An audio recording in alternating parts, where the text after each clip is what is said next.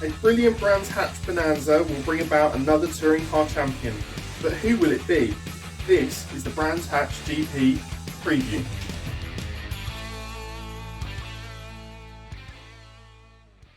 Yes, welcome back everybody. Thank you for tuning in once more. 27 races down, 9 rounds in, 22 drives across the season, and it comes down to a question of 6. Realistically 3, realistically 2. However, this is the Brands Hatch preview. As we go into the weekend, there are, as I say, 6 drivers that can technically still win the championship. We're going to the long GP circuit. We'll get to how that's all laid out in just a moment. I'm just going to remind you all, not that you need reminding, of where the current championships are. So, as you probably are aware, I'll go from bottom to top because that's more exciting. Then I'll ask how you are in a minute, but people care about this more. So, in 6th place is Colin Turkington, 301 points. Cook in 5th, 302. Camish in 4th, with 309. They're the outsiders, or the rank outsiders. Then we get to the other outsider, Ash Sutton on 332. And then the top 2, Hill and Ingram, who have dominated this season. And they go into the final round on equal points. Before I go into the other championships, Sam, how are you? I'm not too bad. Looking forward to this final round because Gal has scripted it beautifully to go in level on points. And Thank goodness for that post-race penalty. Yeah, exactly. It is literally a winner takes all weekend. Whoever comes out on top this weekend will go and win the championship most likely. Subject to buses, Jewish inquiries. Yes. And there are a few outsiders, but I think it probably comes down to those main 2 in Hill and Ingram. Of course, it's not only the Drivers' Championship on the line this weekend. We've got the manufacturers, which is tasty. So BMW currently trail Ford. BMW on 721. Ford are on 725. So you couldn't get much closer there. Do you have any particular feeling which way that one will go? The Ford has not been as good this season. We all know that. But the BMW, there are only 3 of them. There have been rumours about, but I don't think they're going to happen and bring a 4th car to this event. So I think Ford just. Okay, I think BMW will. Okay. Yeah, rear-wheel drive, I think, around this circuit will help us. We'll get into. In the teams, Napa lead the way there from Bristol Street Motors from BMW. All 3 of those still have a chance, I believe. Maybe not. Maybe not. It's quite a gap. It's quite a gap, but BMW on 510, Bristol Street Motors on 545, and Napa on 656. So actually, I was talking nonsense. I think that it's going to require something massive. Although, of course, if people take engine penalties this weekend, you never know. That could, of course, have something to say about that. But yeah, I think Napa have probably won that. The independent drivers has been won by Aaron Taylor-Smith. The independent teams has been won by PMR, and the Jack Sears has been won by Mikey Dober, which means there's, of course, one more fated championship to just mention before we go into the full preview. It's your favourite, isn't it? Look, what I'm missing here, behind me here, is a foam foot. And that's what I need in my life. And I think for the 2nd year, possibly even 3rd year running, Colin Turkington might be taking home that. It won't be 2nd year. Napa won everything last year. It seems to be the only thing that he can do well is qualifying. He leads the way on 129 points from Ingram on 118. We all know Ingram can bang out a qualifying lap here, though. But I don't think it's going to be enough to possibly take that away from Turkington. I don't really know how the points work on this. Work is the same way as the championship. Okay. So points are scored first down to 15th in the same order as they would be in the normal championship. Thank you. That's right. I didn't know that. There you go. Great knowledge on the independent British Touring Car podcast. But as I say, if nothing else, Turkington could be heading home with that Wingfoot trophy, which I'm sure is what they all get into the sport for in the first place, isn't it? Yeah. Well, Brands Hatch then. What do you feel of Brands as a circuit generally? I like the GP circuit. I like the variety that it brings. Obviously, that Indy one is nice, short, sharp, fast action that you can pretty much see all the way round. But out on that sort of like back of the circuit, there are some quick corners.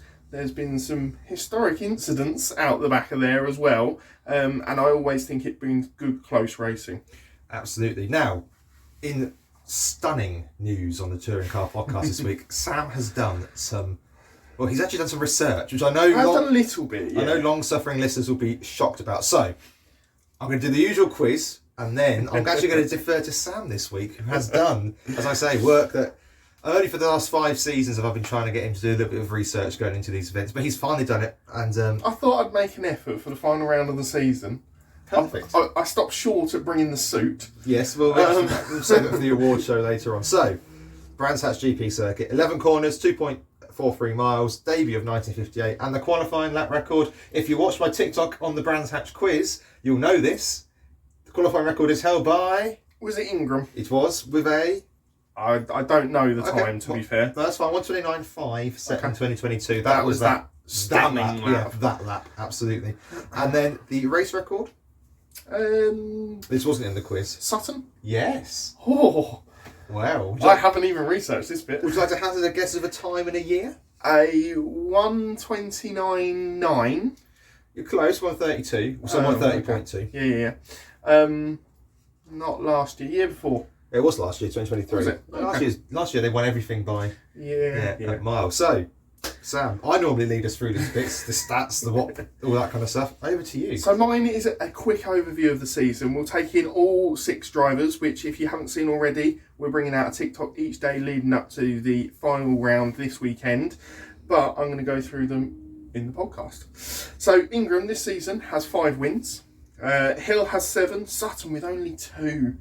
Same number as Cook. Camish only has that 1 win, and Turkington also has 5, which is quite a spread considering where they are in the championship and the points deficit some of those drivers are at. The problem for Turkington has been that his wins either generally come on the back of a bad weekend, or he's done well in the first race or 2, and then race 3's been a disaster. What Ingram and Hill have done so well is that they've, by and large, finished in not only the top 10, the top 6, top 4, week in, week out. So outside of wins, which driver out of those 6 would you say has the most podiums this season? Well, Camish has got 6. He's got 5 seconds and a third, because that was on today's TikTok. I'm gonna go for Ingram. Sutton. No, there you go. Sutton has 11 podiums. Ingram has 8. Hill has 6. I've got Camish down as having 8. Have you counted the winners that though? No. Oh, okay. Well, Cook has 6, and Turkington only has 4 podiums outside of his 5 wins this season, which is probably why he is looking further down the championship than we're probably used to seeing. you're all right. He has got 5. He has got 8 podiums, 3/3. Just checking my notes. I was gonna say I only recorded the TikTok literally before we came on air. So yeah. So this season we've had 4 non-scores from Ingram, 2 of which have been DNFs. 2 non-scores from Hill, 1 DNF. 4 non-scores from Sutton and 1 non-classified. So he has finished every single race. Which would be the Alton Park one, I'm guessing. Yeah. Non-classified, yes. Yeah, Cook has had 2 non-scores, 1 of which was DNF. Camish has had 1 non-score, but he has finished every single round. And then Turkington has 2 non-scores, 1 of which is a DNF. Yeah, it kind of, without trying to belittle anything that the championship where we are, but you kind of think if Ingram would have probably won this, or certainly be the class on favourite had there not been for the 4 problems he's had. Particularly when you consider one of those was the stone going through the radiator. Yeah. A decent position at Donington, shall we say, i.e. winning the race. Yeah. But yeah, that's fought back quite well. yeah, but that's all part and parcel of the touring cars. I mean, every driver in the grid has got a sob story of some description. Obviously, this year Sutton had that wing problem at Alton Park, the drive-through penalty at Silverstone.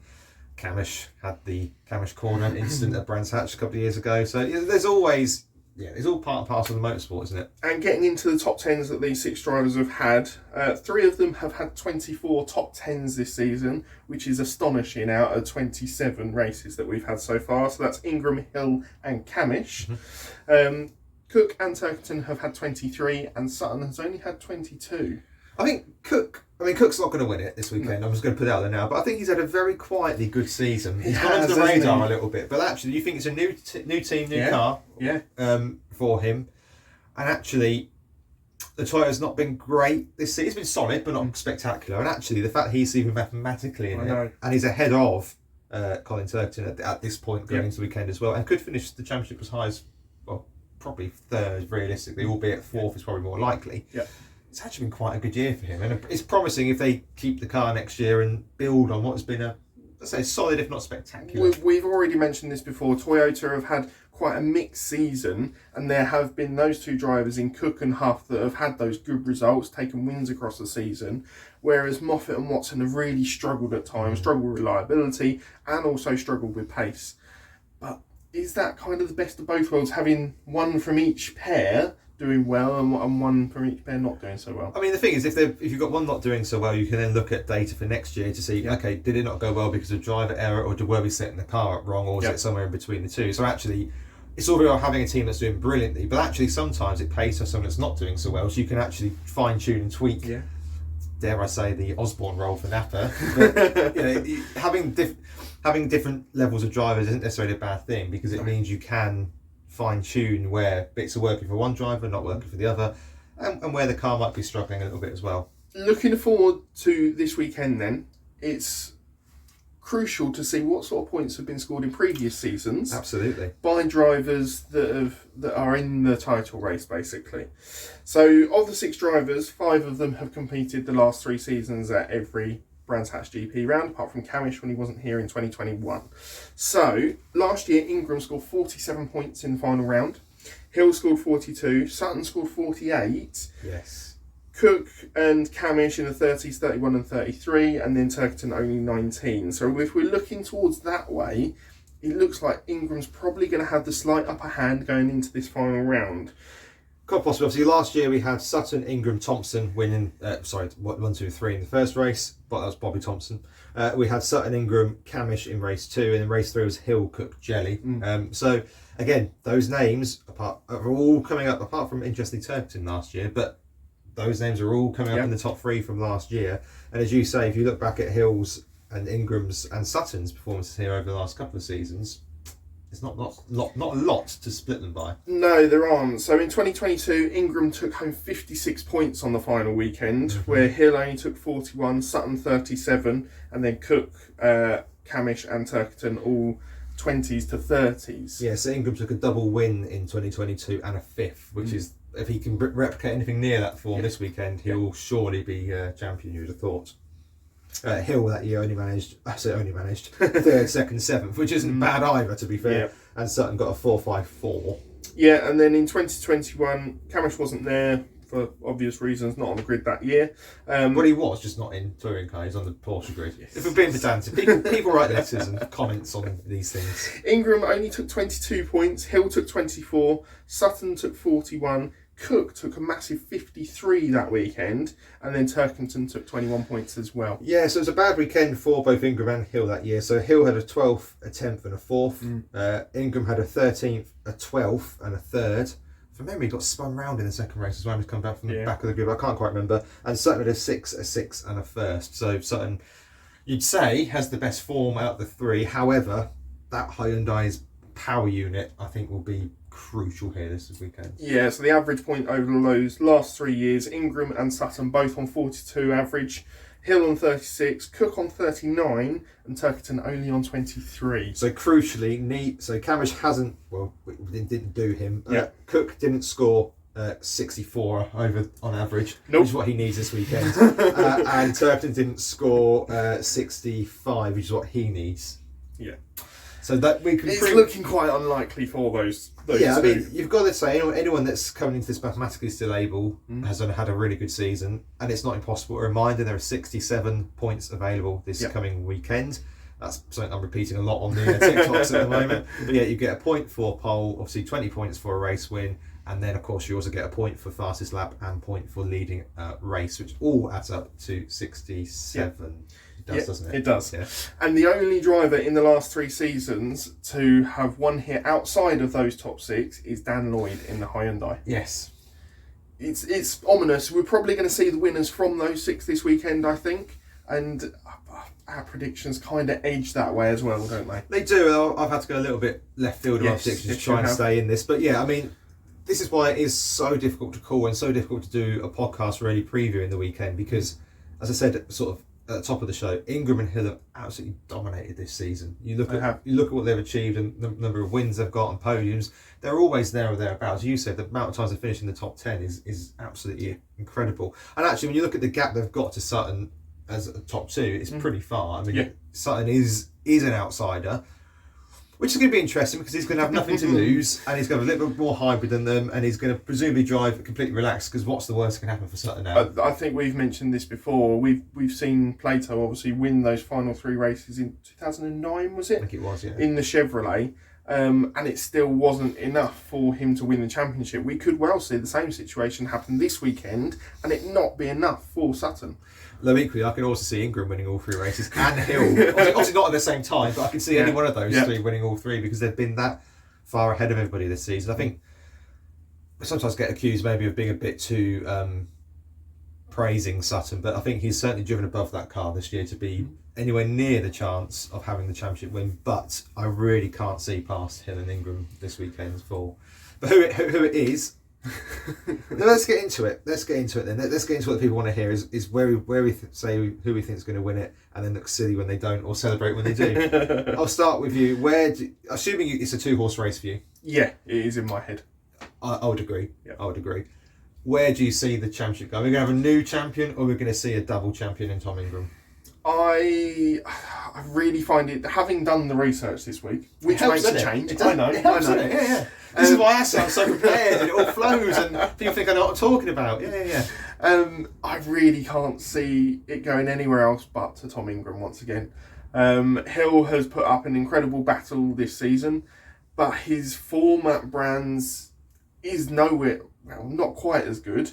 Yes, he's had some good performances there, but Ingram just has that consistency. You know what you're going to get every single time, and he knows already what it takes to win the championship. He knows how to stay out of trouble. He knows when to go for those moves that need to be gone for, whereas Hill still shows a little bit of that inexperience and knowing where to make the moves and when to make the moves. I don't disagree with you at all, and I do think that makes a change. Well, no, I slightly do, but I'm going to come back. But I'm mostly on your side.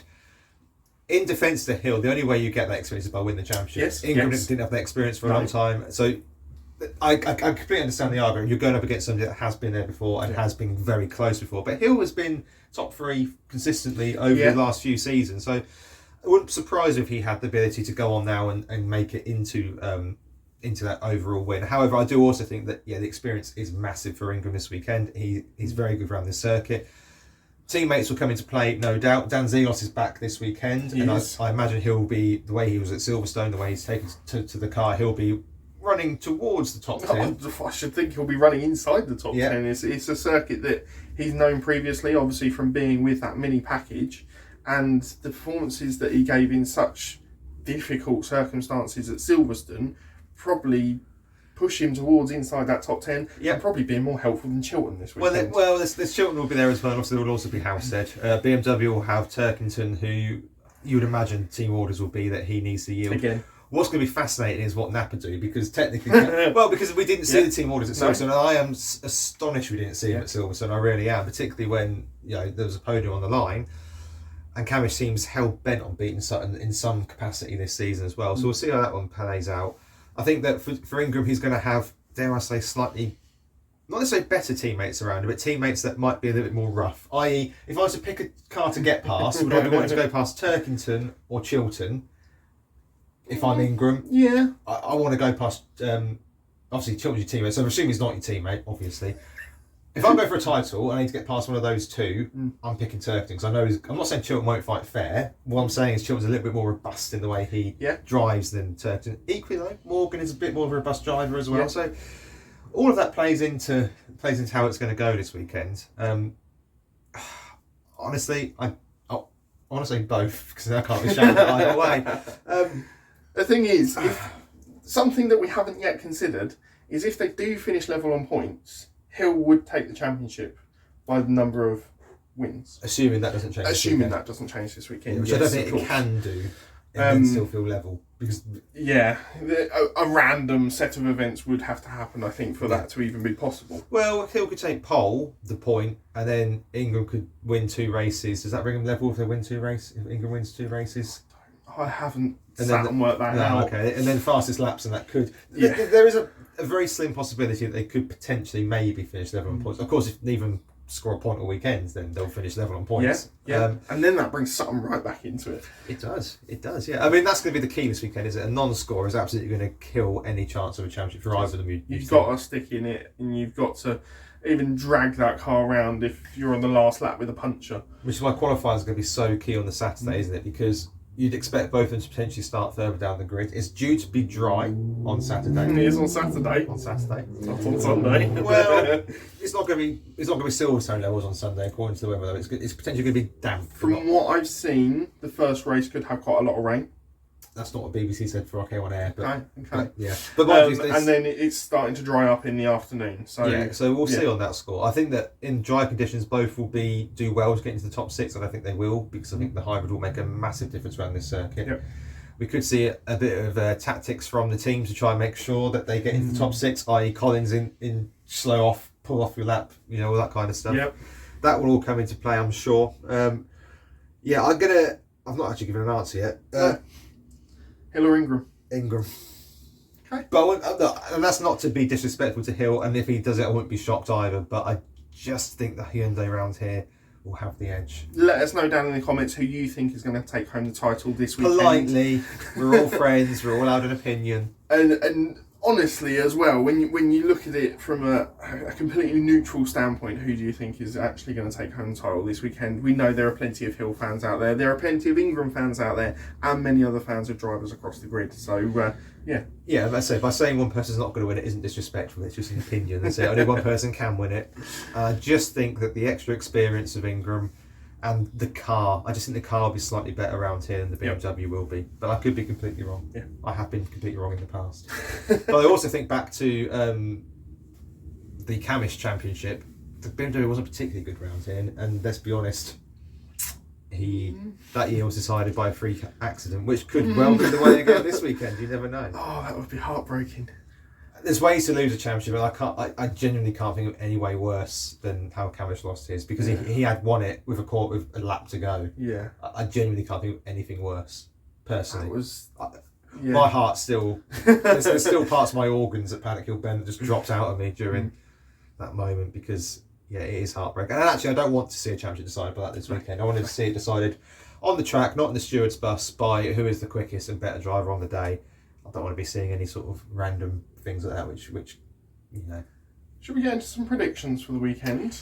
Yes. Because there is still our championship to just about fight for. Yes. And I've given you some form of lifeline this weekend. You've allowed me to go big or go home, which is very nice of you, which is very kind of you. So, the usual format applies. Who's sitting on pole for you? I can't remember. That's why it's here. I'm going for Sutton for pole. Okay, I'm going for Ingram. I know I've said he'll do well to make the top 6, but look, when he's got that needs must approach, which we saw to a degree in the fight back from the back of the grid earlier this season, when he's got that I need to do something, he does it. And okay. I can see it. Fair enough. Race wins, I've gone for Ingram, Camish and Cook. I've gone for Sutton, Hill and Cook. Yeah. So difference there of 2, which is good. Yep. Jack says I've gone for Osborne. I've gone for Zelos. Which means Dover will win it by a mile. Yep. Right, general predictions then. I've gone for each race will have a retirement or a non-classified finish. Okay. So they might still finish on the road, but they're in seed overall. Yep. I've gone for either Hill or Ingram to miss out on the Super 6. Yep, that's fair enough. I've gone for Antonio Smith will outscore Huff. Okay, yeah. Slightly There's bold. still a little bit to play for that P7 in the championship. There is, yeah. It's about 4 drivers that look like they could secure that runner-up, as it were. The Everton Trophy? Yes, the Everton Trophy. Yes. I have gone for a double Toyota retirement. Right, I need to just clarify this with you on air. During a single race. Yeah, during a single race. And is that of the same team? Or No. No, okay. So we can... Across the 4 cars. Oh, that's fine. I just needed to clarify. Double Toyota retirement. Are you envisaging Moffat just taking Watson out by mistake? It would be quite convenient. It'd be very convenient for you. I think I would probably give up all hope at that point. My final prediction is that the winning margin at the top of the championship will be 5 points or less. Ooh, okay. And my final one is Smiley will be the top scoring Cupra this weekend. Perfect. Okay, so for the general or the special one that we do, we've actually decided to make it a 12. Well, I can't do the maths very quickly, It's- but it's a a bumper big scoring package, point yeah. affair. So we've listed the final order we believe the championship will take. Yep, so you'll get a point for if you have them in the right place in the championship. You'll get 3 points if you correctly guess their final championship score at the end of the season, and you get a point for being closest. So there's a lot of points on offer this There weekend. are a lot of points on offer, And I could be about to throw it away. you are about 7 points clear from memory. Yeah. I need a big swing, You do. but this is how big This swings happen. can help. So I'll read my 6 in total of the points, and then I will come to you. Otherwise, we'll just be going back and forth all day. I've got Ingram to win the championship on 410 points from Hill on 407. I don't know if it's mathematically possible. I've picked numbers out of the air to a degree. Sutton on 370, Cook on 335, Turkerton to finish 5th with 328, and Camish on 325. Dare I say this was part of the reason that I did the average scores. Yes, no, I can understand. So- There's always an ulterior motive when there's a chance for you to win something. So I've gone for Ingram to win the championship on 405. Hill to finish second on 399. It's quite a big. It's not a massive. 6 gap, actually. points. 6 points. Yeah. It always seems bigger when I the know, numbers. I know. Yeah. Sutton to finish third on 375. Mm-hmm. Cook to finish fourth on 340. Camish to finish fifth on 339. And Turkington to finish sixth on 332. So we're not a million miles away from each other on the Nope. points, which means that we could all score points. Plenty to play for. Absolutely. Right, in terms of play for on the track, the times you need to be aware of is 11:35 for race 1, all subject to change, of course, depending on weather and other problems with the timetable. Race 2, 14:45, and race 3, 17:35. A sprinkling of rain predicted. Good luck to everyone trying to get out the circuit at the end of the day, because the touring car race is the final one of the programme. I don't know whether they're allowing supporters onto the pit straight this year. Plenty of people have been asking for it. Have a look on the Btcc pages to find that out. I'm all worried about where they're going to park them Yes. in rain, but there we go. Yes. That's not our problem this weekend. We're No. not going this weekend. We are on a couch. I was going to say coucher, which is sort of mixed between sofa and couch. We're on a sofa this weekend. Yep. It's easy to keep up with all of the action, and I'm still not fully dry from my Silverstone experience. So. Yeah, and we're going to go back to our review format that we did for a couple of rounds this season, where we're going to review each race after it happens, push them all together and push out the review for you as soon as possible, hopefully on that Sunday night. You make these promises that I'm afraid you cannot keep. I said hopefully, I didn't promise a thing. There you go. Well, enjoy the season finale. It has been a heck of a season, and it all comes down to 3 silly little races. So we will see what happens. Sam, I will see you on Sunday for the action. I believe we're at yours this weekend. Yes. Yeah. Excellent. You're providing all the food. I'll get the pizzas. Excellent. Happy days. Happy days. Yep, so we'll be there on Sunday. We look forward to speaking with you again soon. Enjoy the weekend's action. Any final thoughts from yourself? Oh, I can't wait for it. Not that I can't wait for it to be over. I can't wait to find out who is going to take home this championship, because it has been so hard fought, and I think any driver that wins it this year is going to really deserve it. One final thing for me, you may have heard me mention TikTok quite a lot on this episode. We are so close to 1,000 followers on there. If we can get to there before Sunday, I will be mightily happy. I thought you were going to promise something then. No, it's very mightily pleased. It's very, very pleased. You'll be playing a part in my happiness, which is grand for you'll all feel good about yourselves, I'm sure. As we mentioned, there is a countdown there to race week. So we've got, as I say, look at each of the contenders. Sam's going to do some of those as well, which would be good. So yeah, make sure you follow us on TikTok. We are trying to get a bit more content on there now as well, as we seem to have hit onto a nice little bit of stride with that over the last couple of days. There's a few recent quizzes on there as well. So yeah, make sure you follow us on TikTok. Let's get us to 1,000. That'll make us incredibly happy as the season finishes. Yeah, and until the review on Sunday or Monday, we'll be back with you then. Bye.